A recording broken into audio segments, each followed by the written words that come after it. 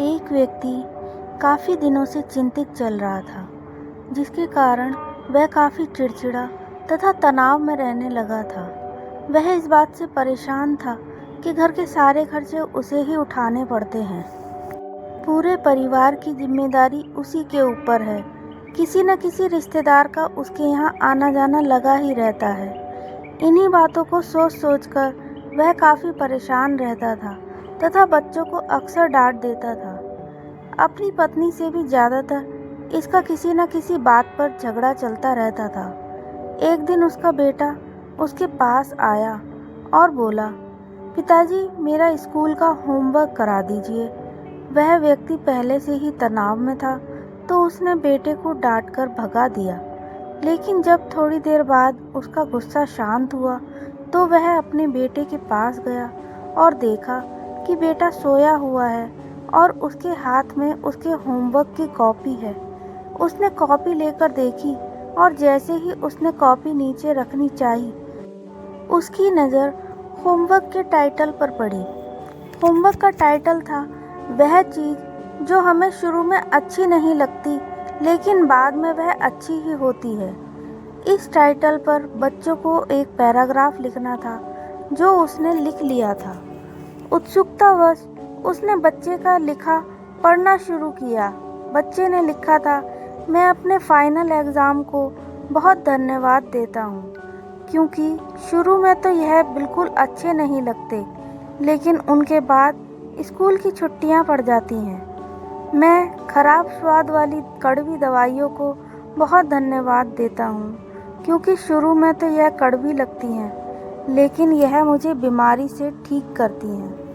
मैं सुबह सुबह जगाने वाली उस अलार्म घड़ी को बहुत धन्यवाद देता हूँ, जो मुझे हर सुबह बताती है कि मैं जीवित हूँ। मैं ईश्वर को भी धन्यवाद देता हूँ, जिसने मुझे इतने अच्छे पिता दिए, क्योंकि उनकी डांट मुझे शुरू में तो बहुत बुरी लगती है, लेकिन वह मेरे लिए खिलौने लाते हैं, मुझे घुमाने ले जाते हैं और मुझे अच्छी अच्छी चीज़ खिलाते हैं। और मुझे इस बात की खुशी है कि मेरे पास पिता हैं, क्योंकि मेरे दोस्त सोहन के तो पिता ही नहीं हैं। बच्चे का होमवर्क पढ़ने के बाद व्यक्ति जैसे अचानक नींद से जाग गया हो।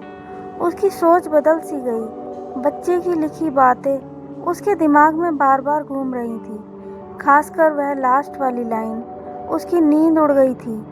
फिर वह व्यक्ति थोड़ा शांत होकर बैठा और उसने अपनी परेशानियों के बारे में सोचना शुरू किया।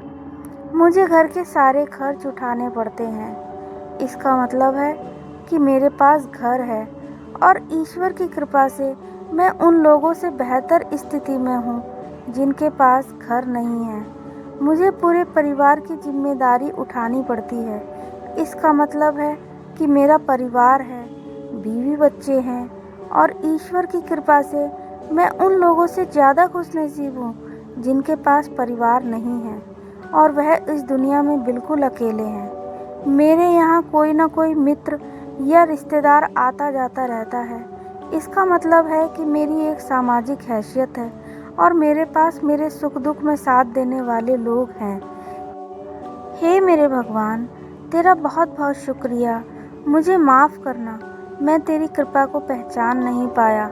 इसके बाद उसकी सोच एकदम से बदल गई। उसकी सारी परेशानी, सारी चिंता एकदम से जैसे खत्म हो गई। वह एकदम से बदल गया। वह भागकर अपने बेटे के पास गया और सोते हुए बेटे को गोद में उठाकर उसके माथे को चूमने लगा और अपने बेटे को तथा ईश्वर को धन्यवाद देने लगा।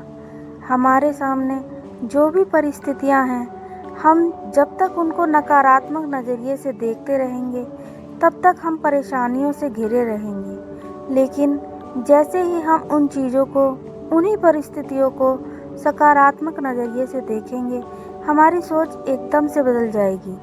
हमारी सारी चिंताएं, सारी परेशानियां, सारे तनाव एकदम से खत्म हो जाएंगे और हमें मुश्किलों से निकलने के नए नए रास्ते दिखाई देने लगेंगे। अगर आपको बात अच्छी लगे तो उसका अनुकरण करके ज़िंदगी को खुशहाल बनाएं। अगर आपको ये कहानी पसंद आई हो तो प्लीज़ वीडियो को लाइक कीजिए और चैनल को सब्सक्राइब कीजिए। धन्यवाद।